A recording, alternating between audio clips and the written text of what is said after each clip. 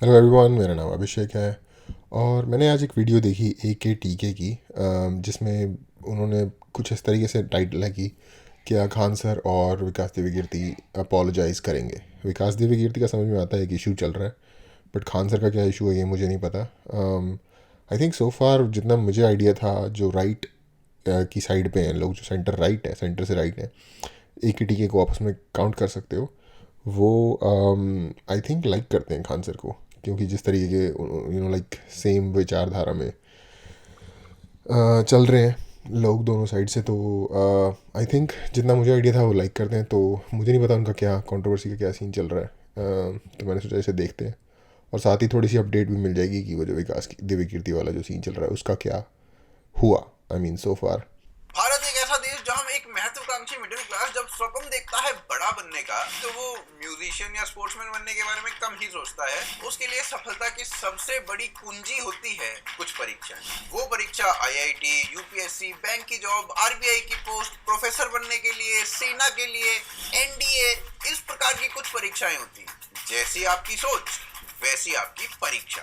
और जितनी अधिक वैल्यू जिस परीक्षा से मिले, जैसे UPSC सबसे बढ़िया वैल्यू देती है अगर आप उसे फोड़ दे तो जितनी अधिक वैल्यू उतना अधिक परिश्रम और उतने अधिक कोचिंग इंस्टीट्यूट, और फिर आप फंस जाते हैं कोचिंग इंस्टीट्यूट्स के जंगल में। फिर आपको खान सर और दिव्य कीर्ति जी भगवान जैसे लगने लगते हैं। तो आइए आज यार, ये मुझे रिसेंट एक एक्सपीरियंस हुआ। मैंने शेयर भी किया था शायद कहीं कमेंट में या कहीं पे, कि मैंने संदीप माहेश्वरी वाली वीडियो जो थी विकास देवी कीर्ति के साथ, उन पे उस पे एक रिएक्शन बनाया था। और उसमें मुझे कुछ जेंटलमैन ने ये बोला कि भाई सर लगाओ इनके साथ, विकास देवी कीर्ति मत बोलो, विकास देवी कीर्ति सर बोलो। मैंने कहा भाई मैं क्यों बोलूँ सर? पहली बात तो मैं सर बोलता नहीं किसी को। दूसरी बात, मैं उसका स्टूडेंट भी नहीं हूँ। तीसरी बात, वो बंदा एक बात कह रहा है, मैं उसको एनालाइज कर रहा हूँ, मैं उसे सर क्यों बोलूँगा? कि सर क्या उसके नाम के साथ उसको उपाधि मिली हुई है? मिली भी हुई है मैं तो भी नहीं तो भी नहीं बोलता। ठीक है। मुझे ये सारा उपाधि उपाधि वाला सीन जो अंग्रेज देते हैं, सर की उपाधि, ये यहाँ पे लोगों ने इनको दे रखी है। ये like I don't F with that whatever. Anyway, इन्होंने बोला कि लोग भगवान मान लेते हैं, तो आई गेस क्या ये फिनोमिनन पता नहीं यार क्या लोग हमारे वहाँ। मैंने एक बहुत पहले, आई थिंक 3-4 साल पहले वीडियो बनाई थी, आज भी पड़ी होगी कहीं ना कहीं मेरे चैनल पे, कि हमारे वहाँ ना एक हीरो वर्शिप की माइंड सेट है लोगों के अंदर। किसी भी इंसान को पेडेस्टल पे चढ़ा के भगवान ही मान लेते हैं सीधा सीधा। और ये एक दिमाग में कमी है, देखते हैं क्या होता है इसका। इसी विषय पर बात करते हैं। देखते रहिए आज की दावत। और ये नहीं कि इनको नहीं बना सकते तो किसी और को बना सकते हो, किसी को भी नहीं भाई। अब मान लो Modi as a prime minister बहुत अच्छा काम कर रहा है, उसको भी नहीं, बट पता नहीं माइंड सेट ही ऐसा है देश में लोगों का, क्या कर सकते हैं।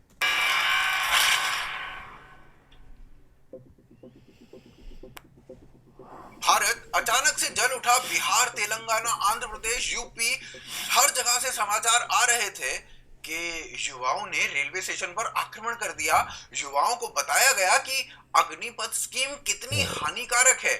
और ये अग्निपथ के टाइम की बात कर रहे हैं भाई, अभी ऐसा कुछ नहीं हुआ। ओके। ये बताने वाला कोई और नहीं, कोचिंग इंस्टीट्यूट्स थे। बिहार के एक कोचिंग इंस्टीट्यूट की वीडियो वायरल हो गई, जिसमें कोचिंग इंस्टीट्यूट का अध्यापक छात्रों को बता रहा है कि उन्हें रिवोल्ट करना है, किसी भी हद तक जाकर। कोई भी हद छूटनी नहीं चाहिए। तुम्हें यदि अपना जोश दिखाना है ना, तो सरकार को दिखाओ, अपने माँ बाप को नहीं।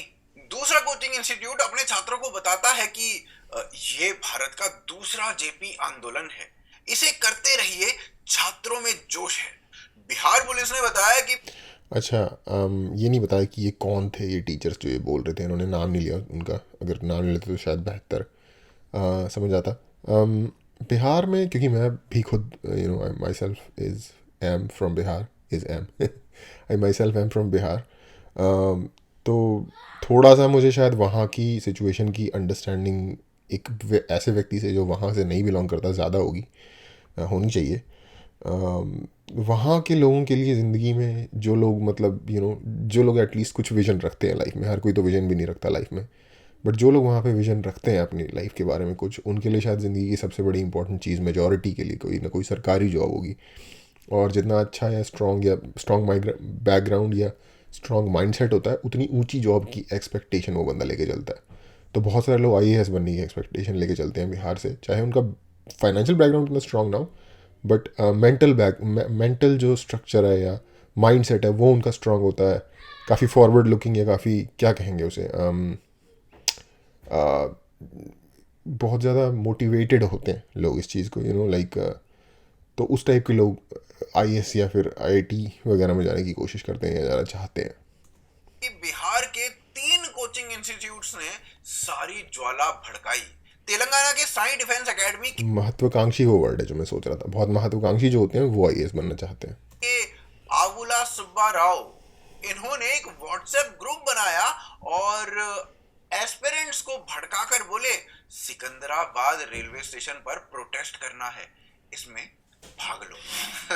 और फिर अगले ही दिन उस रेलवे स्टेशन पर कुछ ऐसा हो गया। उत्तर प्रदेश के 9 कोचिंग यार इंस्टीट्यूट पब्लिक प्रॉपर्टी को डैमेज करने वाले सारे बंदे, कैमराज वैमराज हर जगह होते हैं, सारे बंदे बुक होने चाहिए, उनको उनका रिकॉर्ड होना चाहिए, पब्लिक रिकॉर्ड। भाई लॉ इन्होंने वायलेट किया है और इसलिए ये किसी भी गवर्नमेंट पोजीशन के लिए एप्लीकेबल नहीं है। भाई तुम पब्लिक प्रॉपर्टी क्यों बर्न कर रहे हो या डैमेज कर रहे हो? प्रोटेस्ट एक डिफरेंट चीज़ है, पब्लिक प्रॉपर्टी को डैमेज करना एक डिफरेंट चीज़ है। I have zero sympathy for people who damage public property, because उसमें हमारा और आपका सबका पैसा लगा होता है और वो हमारे और आपके सबकी यूज़ के लिए होता है। नेता नहीं जाते उस ट्रेन में बैठ के, हम और आप लोग और जो ज़रूरत जिनकी होती है वो ऐसे लोग जाते हैं। ने छात्रों को भड़काया, उपद्रव हुआ। आज उन कोचिंग इंस्टीट्यूट्स पर केस चल रहा है। रेलवे एग्जाम के लिए प्रोटेस्ट हुआ। खान सर, महान खान सर जो बड़े फेमस हैं, उन्होंने अपने छात्रों को उस एग्जाम के अगेंस्ट भड़काया, उपद्रव हुआ और उनके अगेंस्ट एफआईआर की गई। क्या आप स्वयं उपद्रव करना चाहोगे? कदाचित नहीं, पर कुछ कोचिंग इंस्टीट्यूट्स ओके तो खान सर ने ये काम किया है, ओके। और खान सर को भी मैं यार सर इसलिए बोल रहा हूँ कि इनका मेरे ख्याल से नाम ही खान सर पड़ गया, पहला नाम ही नहीं पता इनका, वट एवर जो भी इनका एक्स या वट एवर XYZ खान नाम होगा इनका, मैं उसी से बुलाता, बट आई थिंक इनका नाम ही खान सर पड़ चुका है अब। आपको एक भीड़ का हिस्सा बनवाकर उपद्रव करवा देते हैं अपने आर्थिक लाभ। अगेन मैं सर की उपाधि में विश्वास नहीं रखता। जो स्टूडेंट है हमारे में, जो स्टूडेंट का जो उनको भगवान की तरह जो टीचर दिखाया जाता है, उस माइंड सेट में बिलीव नहीं करता मैं। इसका मतलब ये नहीं है मैं रिस्पेक्ट नहीं करता किसी इंसान की, रिस्पेक्ट मैं करता हूँ, बट सर वर में किसी को नहीं बुलाता।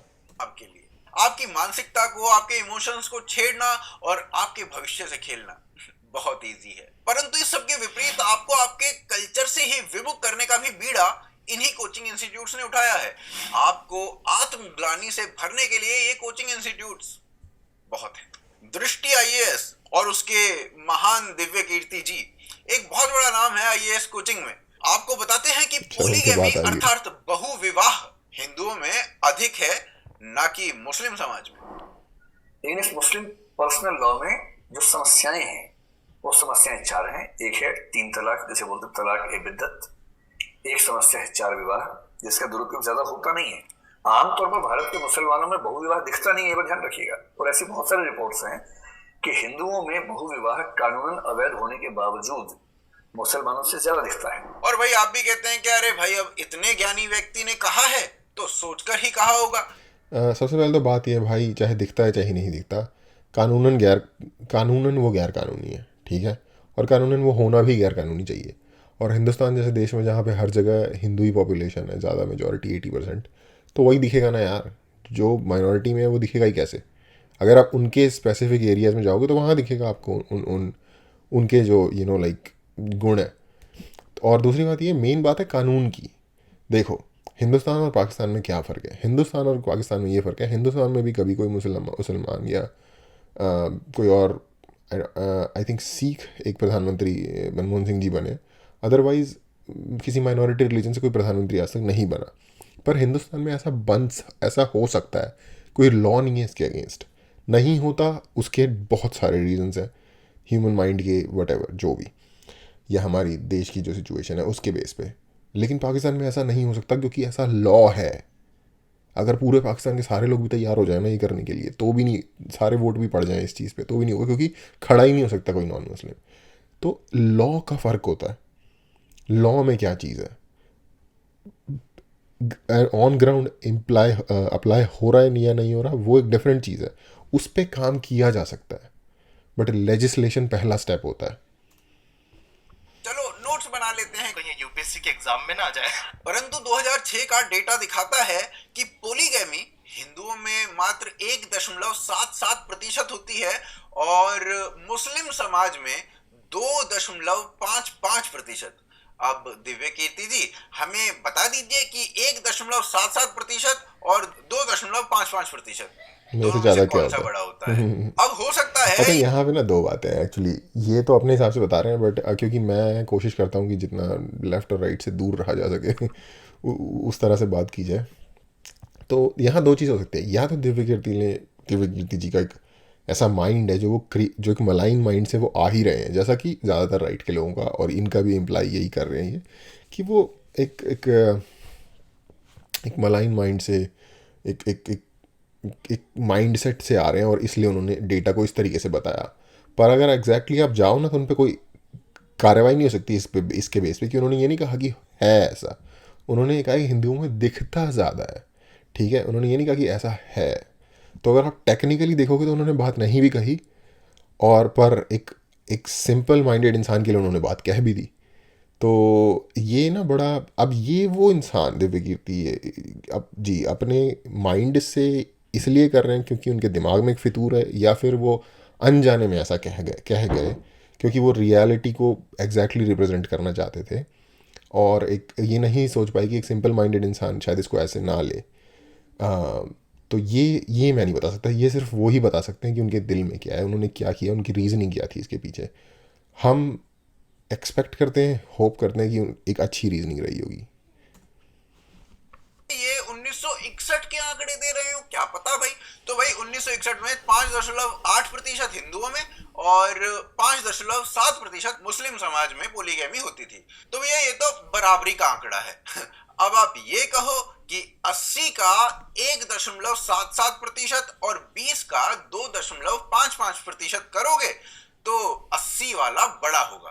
पर भाई साहब बेसिक कंपैरिजन क्या इस प्रकार से होता है? अनुपात कुछ पढ़े हो तो समझ जाओगे। इसी प्रकार की कई नहीं, बट इस हिसाब से भी उनकी बात बैठती है, क्योंकि देखो 80 में से 1% फॉर एग्जांपल अगर कर रहा है, और 20 में से 2.5% कर रहा है, तो 80 में से 1.5% ज़्यादा दिखेगा, नंबर में भी वो ज़्यादा होगा, बट अनुपात में वो कम होगा, रेशियो में। समस्या आईआईटी के इंस्टीट्यूट्स में भी आती हैं, जिस पर हम अगले अध्याय में बात करेंगे। और इसी तो प्रेवलेंसी जो होती है ना, वो रेशियो से निकलती है, वो अगेन उसमें ज़्यादा है, बट उन्होंने दिखने का कहा है, उन्होंने अपनी बात, अगेन मैं वो बोल रहा हूँ, उन्होंने अपनी बात फॉर्म ऐसे करी है जो मैंने दिखा है यहाँ पे, कि वो टेक्निकली सही बैठती है वो बात। लिए यह आवश्यक है कि आप किस कोचिंग इंस्टीट्यूट में जाते हैं, आप किसको चुनते हैं। और भाई यदि आपका एम है हाई पेइंग नौकरी पाना, जो कि अधिकांश लोगों का होता भी है, तो भैया कोडिंग इन्वेडर्स नाम की एक कंपनी है जो आई आपकी सहायता कर सकती है।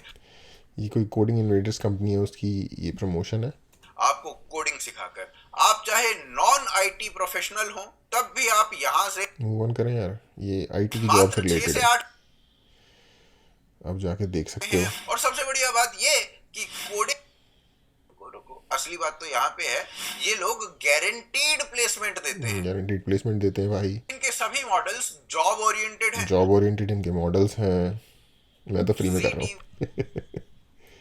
आगे बढ़ने के लिए। अपना करियर स्विच मारा है इनकी मदद से, और बहुत सारे लोग उनको करियर स्विच सबसे करने में अधिक हेल्प कर रहे हैं, प्लेसमेंट पार्टनर्स के थ्रू प्लेस कराया गया है, जहां उन्हें बहुत सारे लोगों की हेल्प कर कर रहे हैं। सकते हैं। आपके लिए बड़ा इनका कूपन डिस्काउंट यूज कर वेट लीजिए, कर रहा है, सोचे मत, अभी ज्वाइन कीजिए। Pressure cooker. ओके, अब भाई समस्या एक नहीं है, समस्या कई हैं, और यूपीएससी की कोचिंग में जो सबसे बड़ी समस्या है वो है उनका एक समाज के प्रति घृणित भाव रखना। विजन आईएएस की ये मैडम, इनको सुनिए। इस्लाम इस्टेब्लिश नहीं हो गया था, लेकिन इस्लाम का आना शुरू हो चुका था। At that time Islam was talking about liberalism, it was talking about equality, it was free from all kind of rigidity और कास्ट सिस्टम। इस्लाम का एक खासियत थी which said surrendering completely to the God, and they were talking about ये ना again ये बात यही है, लिबरल तो वो नहीं था, क्योंकि लिबरल आप अगर आज के हिसाब से उसे लिबरल बोलोगे तो वो लिबरल तब भी नहीं था और आज भी नहीं है, क्योंकि जिस तरीके की सज़ाएं या वो है वो किसी भी लिबरल कंट्री में आपको नहीं मिलेंगी, जहाँ पे हाथ और चीज़ें काटने वाले वाले सीन हो जाते हैं, उस तरीके का काम। और दूसरी चीज़ ये कि यार equality among them self, equality among them and others नहीं, इक्वालिटी अमंग देम सेल्फ। इन ग्रुप की इक्वालिटी है, बट जो आउट ग्रुप है ह्यूमन इक्वालिटी की बात नहीं हो रही, इन ग्रुप इन इक्वालिटी की बात हो रही है। इस डिफरेंस को समझो। और ये जो टीचर हैं पता नहीं कितने कितने बड़े बड़े प्लेटफॉर्म्स पे होते हैं, ये जो ये अगर ये ऐसा कर रहे हैं ना तो ये लिटरली माइंड वॉश कर रहे हैं लोगों का, concept क्योंकि of ट्रूथ को ऑब्जेक्टिवली आपको बताना पड़ेगा। ऐसे उठा के टीप के मत बता दो किसी चीज़ से, उस ट्रूथ का उस वक्त में मीनिंग क्या था ये भी आपको एक्सप्लेन करना पड़ेगा। one God. अगर एक ही गॉड है, उसी ने सबको बनाया है, that means everyone is equal in the eyes of God.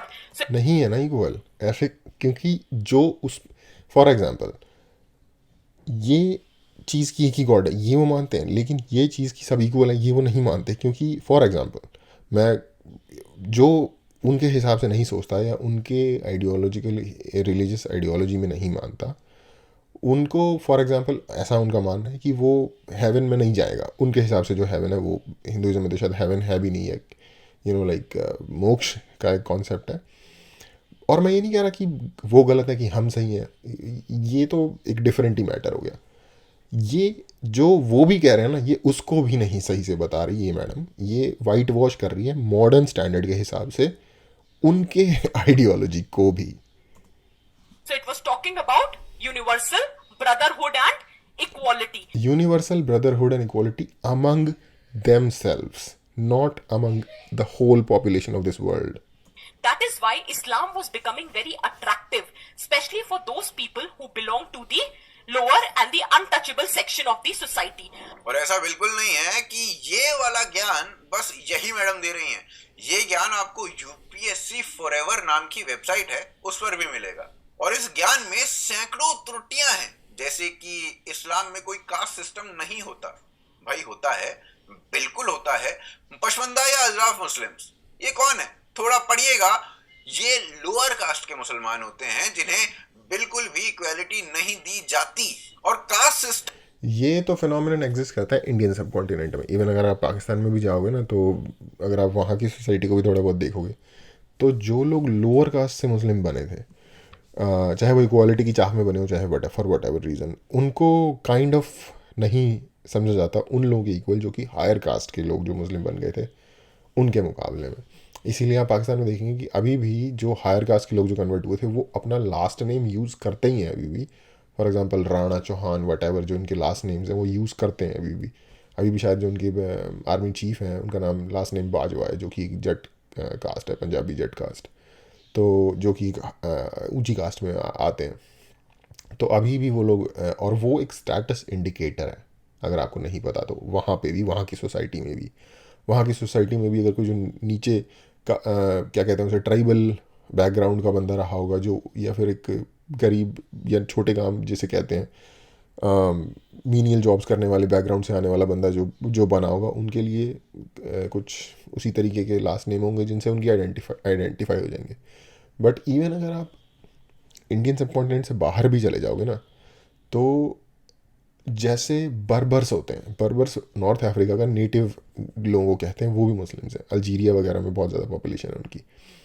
और जो अरब्स हैं जो माइग्रेट हुए थे अरब मिडल ईस्ट से नॉर्थ अफ्रीका में, अल्जीरिया जैसी कंट्रीज़ में, लीबिया जैसी कंट्रीज़ में, तो वहाँ पे वो दोनों ही मुस्लिम हैं, लेकिन उनमें फ़र्क है सोसाइटी में एक लेवल का।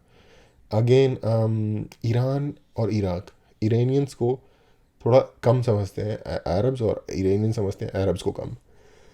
तो ये जो ह्यूमन डिफरेंस होता है ना, ये रिलीजन बांटने की कोशिश कर सकता है, और जो कि की भी, लेकिन ये इतना इजी नहीं होता इसको बांटना। इंसान के दिमाग को रीवायर करना इजी नहीं होता। इंसान का दिमाग ही एक हायरार्की के हिसाब से वायर हुआ है, तो वो एक डीपर प्रॉब्लम है।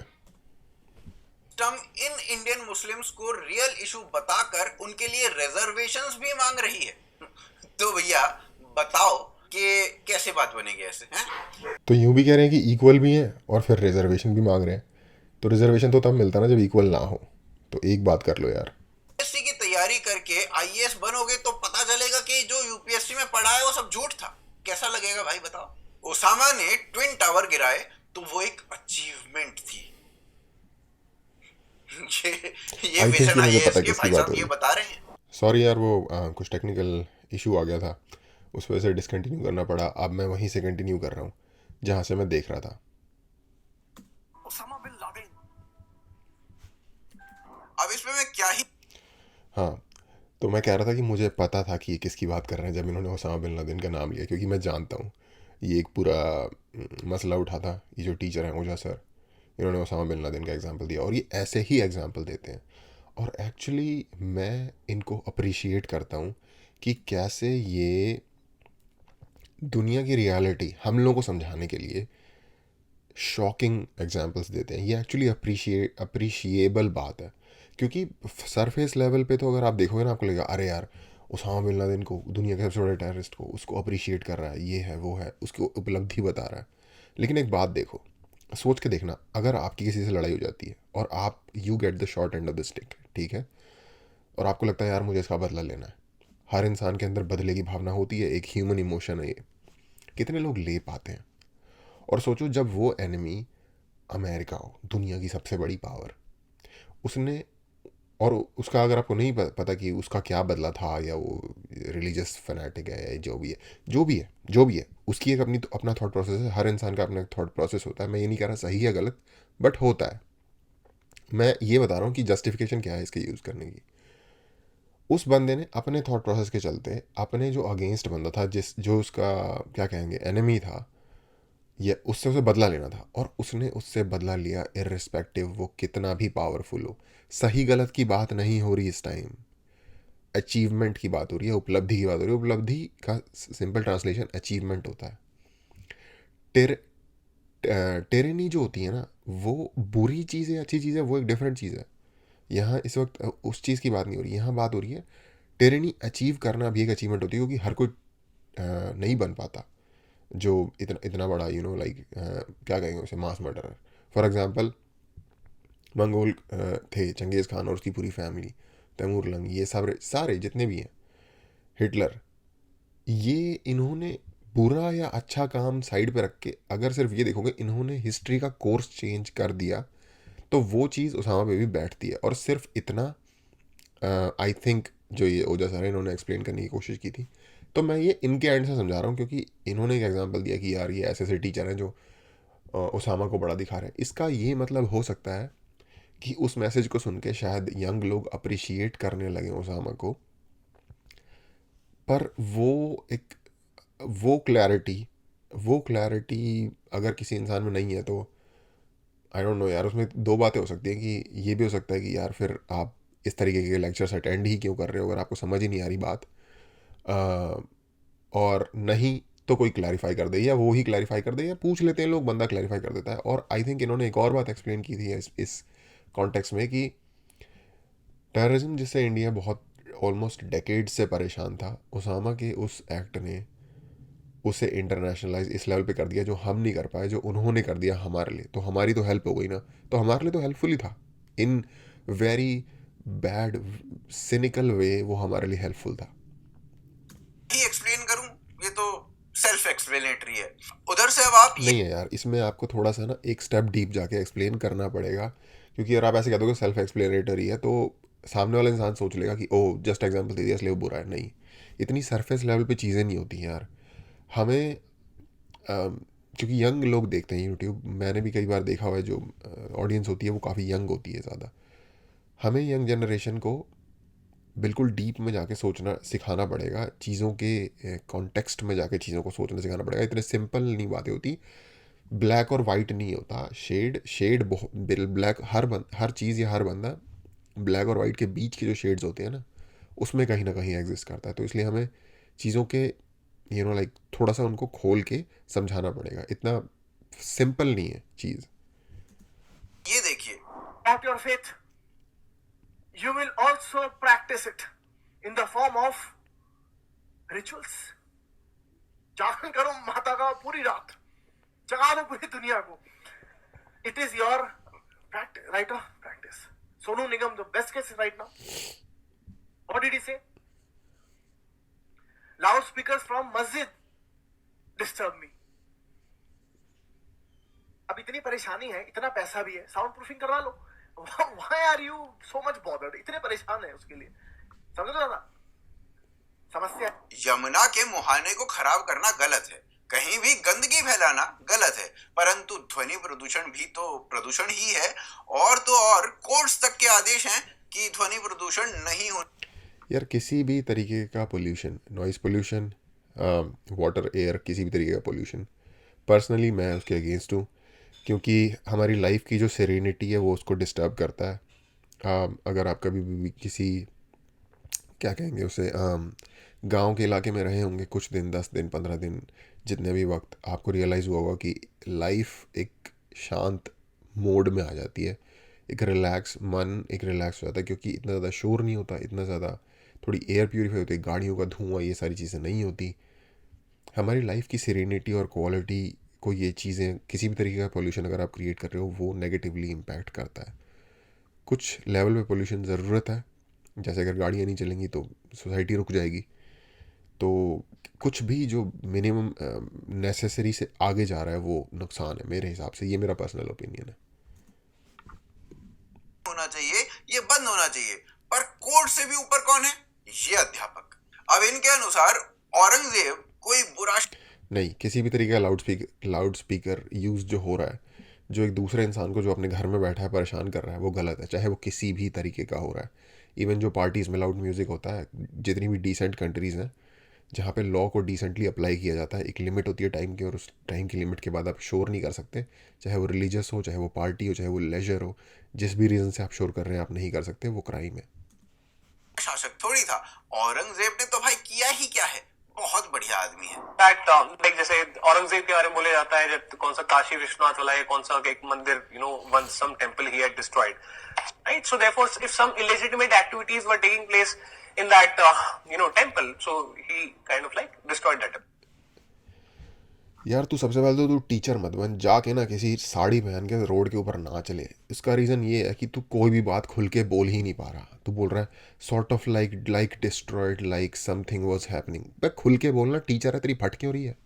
टीचर भाई सबसे, आई डोंट नो लोग अंडरस्टैंड करते हैं कि नहीं करते. टीचर सोसाइटी की one of the most important unit होती हैं, क्योंकि वो नेक्स्ट जनरेशन को तैयार कर रही होती है. उनकी नॉलेज और उनकी अंडरस्टैंडिंग और उनके दिमाग कितने खुले हुए होंगे इस बात के लिए. तो अगर ऐसे चूतिया लेवल के टीचर है ना, तो इससे अच्छा वो ना ही हो.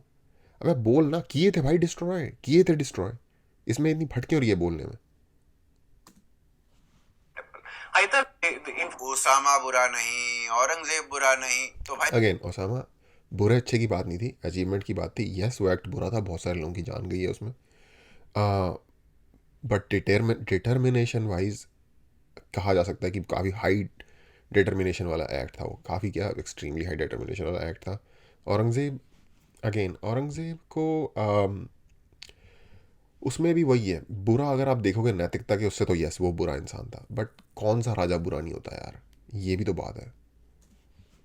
भाई बुरा कौन? कोई ज़्यादा बुरा होता है, कोई लवली ज़्यादा अच्छा होता है. प्रोफेशनल यूनिवर्सिटी की मैडम. सॉरी, कोई ज़्यादा बुरा होता है, कोई कम बुरा होता है. बट यस अगर आप देखोगे किसी भी इंसान, अगेन राजा का कितना अच्छा या कितना बुरा था या कितना केपेबल था, वो इस बात से पता चला जाता है. मुझसे कोई भी बहस करता है ना औरंगजेब के बारे में कि क्या वो एक बढ़िया इंसान था या बुरा इंसान था, मुस्लिम हिंदू जो मर्जी, मैं सिर्फ ये बोलता हूँ, मुग़ल शासन सैकड़ों सालों से चल रहा था इंडिया में और आगे ही आगे बढ़ रहा था. औरंगज़ेब तक चला, और औरंगज़ेब के बाद क्या हुआ? कंटिन्यूसली फास्ट डिक्लाइन में गया वो. अगर वो इतना ही अच्छा दूरदर्शक शासक होता ना, तो उसके बाद मतलब बड़बड़ा के नहीं जाता, या जो भी वर्ड होता है, उसका जो पूरा का पूरा एम्पायर है वो क्रम्बल नहीं हो जाता, अगर वो इतना ही बढ़िया इंसान होता या इतना ही कॉम्पिटेंट इसका होता. आंसर देती हैं. वो कहती हैं रावण बहुत अच्छा आदमी था, बुरा तो राम था. But actually, do you know Ravan is a very good person by heart. Ram is not a good person. तो मिल गया आपको आंसर, कौन बुरा? यार कुछ रीजनिंग दो इसके पीछे. इतना बड़ा क्लेम ठोक रहे हो, पूरा की पूरी सिविलाइजेशन को अपसाइड डाउन एक्सप्लेन कर रहे हो, कम से कम एक्सप्लेन तो कर दो ना कि वो क्यों था या क्या था, तो हम भी थोड़ा समझ लें भाई. क्या ऐसा कौन सा दिव्य ज्ञान आपको प्राप्त हो गया है जो हमें नहीं प्राप्त हो पाया अभी तक? है तो भैया आप जो ये घृणा पढ़ा रहे हैं ना, इससे किसके मस्तिष्क घृणा नहीं मैं कहूँगा, घृणा नहीं, वो सेल्फ घृणा, सेल्फ हेट पढ़ा रहे हैं। जो ये चीज़ें पढ़ा रहे हैं ना, पहले मुझे भी लगता था यार ये ऐसा क्यों करना चाहेंगे, या क्या मतलब क्यों कोई कुछ सेल्फ डेमोलिशन या सेल्फ की इमेज या हिस्ट्री की डिमोलिशन या खुद की डिमोलिशन कोई क्यों करेगा। पर मैं सोचता हूँ कि कहीं ना कहीं जब अंग्रेज़ों के टाइम में जब पढ़ाई का स्ट्रक्चर शुरू हुआ है, मैकॉले की जिसे भी कहते हैं, तो उसमें कहीं ना कहीं थोड़ा सा इस डायरेक्शन में एजुकेशन को मोड़ दिया गया, जहाँ पे दिखाया गया कि भाई तुम बिल्कुल ही तुमने बहुत बड़े बड़े एफअप किए हैं अपनी हिस्ट्री में इंडियंस को, और इस वजह से तुम्हारा ये हाल है दुनिया में आज के टाइम पे, और ये तुम्हारी हिस्ट्री बहुत ही प्रॉब्लमेटिक है, और तुम्हारी सिविलाइजेशन में बहुत सारी प्रॉब्लम्स हैं, और ये प्रॉब्लम्स की वजह से ये होता है। और उसकी वजह से फिर सेल्फ हेटिंग एक जनरेशन पैदा हुई जो उस एजुकेशन को लेके पैदा हुई थी, और फिर वो काइंड ऑफ स्नोबॉल होती चली जा रही है वो चीज़ आज के भी टाइम पे। कुछ बातें इन्होंने जो एग्जांपल दी ना, उनमें कुछ बातें ऐसी हैं जो थोड़ा सा फर्दर एक्सप्लेन करके उनकी रीजनिंग समझाई जा सकती है, लेकिन कुछ बातें totally absolutely pathetic problematic self hate को लाइक पुश फॉरवर्ड करने की एक झंडू किस्म की कोशिश लग रही है। बौने हो रहे हैं, आप स्वयं सोच सकते हैं। अब देखते हैं आईआईटी या नीट की कोचिंग इंस्टीट्यूट्स का क्या हाल है। तो भाई वहां अलग लेवल की बकैती चल रही है। 2017 की ये रिपोर्ट बताती है कि स्टूडेंट्स पर इतना एक्सट्रीम प्रेशर बना के रखा जाता है इन कोचिंग इंस्टीट्यूट्स के द्वारा कि वो अबोध बच्चे जो बालिग भी नहीं हुए होते हैं वो कुछ ऐसे स्टेप्स लेते हैं। और 50 deaths in 60 days are coaching centers driving students to suicide. Okay. और आप The fear of letting their family down, peer pressure, and lower self-esteem can compel students to take extreme steps. यार ये ना, जब मैं छोटा था स्कूल में तो मैं ये देखता था कि कई बार ऐसी कोई न्यूज़ आती थी कि किसी बंदे ने या स्टूडेंट ने फेल होने के बाद सुसाइड कर लिया, और मुझे ऐसे किड ये लगता था कि यार मैं सुसाइड क्यों कर रहा है, एक ही साल तो और पढ़ना है, सिर्फ अगले साल पास हो जाएगा। मतलब मैं, बच्चे का दिमाग होता है, समझ नहीं पाता इतनी चीज़ें, तो मैं ऐसे उसको सोचा करता था। उसके बाद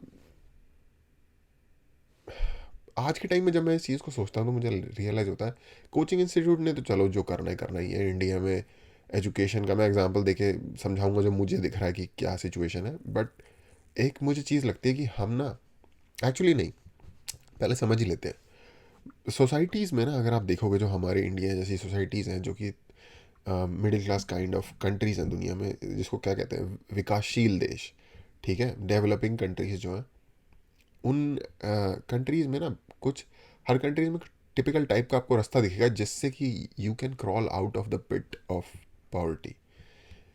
इंडिया में वो चीज़ है स्टडी, और स्टडी करके किसी न किसी तरीके की हाई क्वालिटी इंजीनियरिंग इंस्टीट्यूट में चले जाओ और वहाँ से फिर प्राइवेट सेक्टर में ज़्यादा पैसे बना लो। अदरवाइज़ आईएएस की तैयारी करके कोई हाई पोस्ट पे सरकारी नौकरी में चले जाओ, जो कि पहले सिर्फ यही वाला ऑप्शन था, अब थोड़ा सा प्राइवेट का भी ऑप्शन खुल गया है। या था कुछ लोग पहले भी जो आईटी में जाते थे वो इंडिया से बाहर चले जाया करते थे, अब इंडिया में भी रहकर प्राइवेट सेक्टर में अच्छे पैसे कमा लेते हैं लोग। तो इंडिया में ये तरीका है। क्या मैं कहना चाह रहा हूँ, एक और एक्सप्लेनेशन देके बताता हूँ। मैक्सिको है, मैक्सिको में बहुत बड़े लेवल की ड्रग प्रॉब्लम है। ड्रग प्रॉब्लम उनके वहाँ नहीं, वहाँ से बन के बाहर जाती है, कार्टेल लेवल की, ड्रग कार्टेल की प्रॉब्लम है। वहाँ पे क्या है, गरीब इंसान के लिए अगर उसको गरीबी के गटर से बाहर निकलना है तो वहाँ वो इस ड्रग ट्रेड में चले जाते हैं और वहाँ से वो बाहर निकल सकते हैं। ऐसे ही पाकिस्तान में अगर आप देखोगे तो एक गरीब बच्चे के पास ये ऑप्शन है कि वो आर्मी में चला जाए, क्योंकि आर्मी सबसे पावरफुल ऑर्गेनाइजेशन है उनके देश का। तो ये जितनी भी कंट्रीज़ हैं जहाँ पे इस तरह की चीज़ें हो रही हैं, तो जो वो रास्ता है ना जो ऊपर निकलने का, वो ऑटोमेटिकली ही देश की सबसे पावरफुल यूनिट बन जाती है, और उसमें फिर करप्शन या उसमें नेगेटिविटीज़ पैदा होना शुरू हो जाती है, क्योंकि लोगों के इंटरेस्ट जुड़ जाते हैं उससे। और जिस भी चीज़ से दुनिया में लोगों के इंटरेस्ट जुड़े होंगे वो बहुत ही क्या बोले गंदगी का ढेर बन जाएगी ऑटोमेटिकली, क्योंकि लोग अपने इंटरेस्ट के लिए कत्ल तक करने के लिए बहुत आराम से तैयार हो जाते हैं, एक नहीं बहुत सारे लोगों का, हिस्ट्री पढ़ लो आपको पता चल जाएगा। अब मैक्सिको में अगर आप ड्रग कार्टेल की प्रॉब्लम देखोगे, बहुत मतलब इंसानियत का मिडिल एजेस वाली हरकतें कर रहे हैं वो लोग, ठीक है। पाकिस्तान में आप देखोगे आर्मी किस किस तरीके के कांड करती है अपने ही देश में, उन्होंने अपने ही देश को एक तरीके से लाइक बंधक बनाया हुआ है। इंडिया में क्योंकि एजुकेशन के थ्रू ही है ना, तो इंडिया में एजुकेशन का सेक्टर पॉल्यूट हो गया है इस प्रॉब्लम की वजह से। लिटरली एजुकेशन माफिया बन गए हैं इंडिया में। कुछ मूवीज़ ने भी इस चीज़ को हाईलाइट करने की कोशिश की है, और सुपर 30 जिस बंदे के ऊपर मूवी बनी थी, उनका अगर आप इंटरव्यू देखोगे वो इस चीज़ को हाईलाइट करते हैं कि कैसे एजुकेशन एक तरीके का लाइक माफिया बिजनेस बन गया इंडिया में। क्योंकि अगेन लोगों के इंटरेस्ट जुड़े हुए हैं। सिंपल फार्मूला समझो, इंटरेस्ट जहाँ होंगे बहुत बड़ी संख्या में लोगों के, पैसा जहाँ होगा वहाँ गंद मचेगा, मचना ही मचना है। इंसान का नेचर ही होता है, इंसान है ही एक इस टाइप का जीव। तो एनीवे ये उसी गंद का एक मैनिफेस्टेशन है जो आप देख रहे हो, सुसाइड्स होते हैं बच्चों के, व्हाटएवर चीप हरकतें। आप नंबर देख रहे हैं अपनी स्क्रीन पर, भाई कोचिंग इंस्टीट्यूट चाहिए, प्रेशर कुकर नहीं। ये प्रॉब्लम इतनी बड़ी हो गई कि गवर्नमेंट को एक समिति बनानी पड़ी इन कोचिंग इंस्टीट्यूट्स पर कुछ हद तक लगाम लगाई जा सके। आशान्वित हूं कि वीडियो अच्छी लगी होगी और आप कोडिंग इन्वेडर्स का लिंक आई थिंक वीडियो ख़त्म हो गई है। हाँ, गवर्नमेंट को तो कुछ करना ही पड़ेगा, बट दुनिया में जब भी इस तरीके की सोसाइटल प्रॉब्लम्स पैदा हो जाती है ना, इंडस्ट्रियल प्रॉब्लम, सोसाइटल प्रॉब्लम पैदा हो जाती हैं, तो गवर्नमेंट क्या करेगी, रूल बना देगी, नए नए कानून बना देगी, लेजिस्लेशन करेगी उससे रिलेटेड। बट फाइनली ये स्टिल आता है बॉल कोर्ट में एक आम जनता के, जो एक्चुअल में फ्यूल कर रही होती है उस चीज़ को। अब जैसे मैं ड्रग का एग्जांपल दे रहा था, उसमें जो ड्रग प्रॉब्लम है वहाँ उसको कौन फ्यूल कर रहा है? जो लोग ड्रग लेते हैं। लोग लेना बंद कर देंगे, वो इंडस्ट्री अपने आप मर जाएगी सिरे से। जब उसमें इतना पैसा जुड़ा होगा तो लोग उसको कहीं ना कहीं करना चाहेंगे। इंडिया में भी अगर एक सोसाइटल लेवल पे एक जागरूकता आए लोगों में कि भाई ये क्या कर रहे हो, ये कौन सी दौड़ में आप घुसे हुए हो, अच्छे से सही से पढ़ाई करो, और अगर आप एक काबिल इंसान बन जाओगे तो जॉब कहीं भी मिले या ना मिले या कुछ भी करके आप आगे काबिल इंसान किसी भी तरीके से आगे निकल ही जाता है। जैसे बहुत ही क्लीशे एग्जांपल देते हैं कि पानी अपना रास्ता बना लेता है। तो ये प्रॉब्लम एक डीपर लेवल की प्रॉब्लम है। गवर्नमेंट लेजिस्लेशन शायद इसके लिए एक फ्रेमवर्क बना दे, लेकिन इसकी प्रॉपर सॉल्यूशन इसका तभी होगा जब इंसान के अंदर एक अपने लेवल पे जागरूकता आएगी, एक आम जनता में जब अंडरस्टैंडिंग बढ़ेगी इस चीज़ की। सफाई की तरह, जैसे अगर हम सब साफ तभी रह सकता है लाइक देश या शहर जब हर कोई उसमें थोड़ा थोड़ा अपने लेवल पे योगदान दे, अपने एंड पे गंद ना मचाए। सरकार कितना साफ कर लेगी? तो उसी तरीके की चीज़ है ये भी।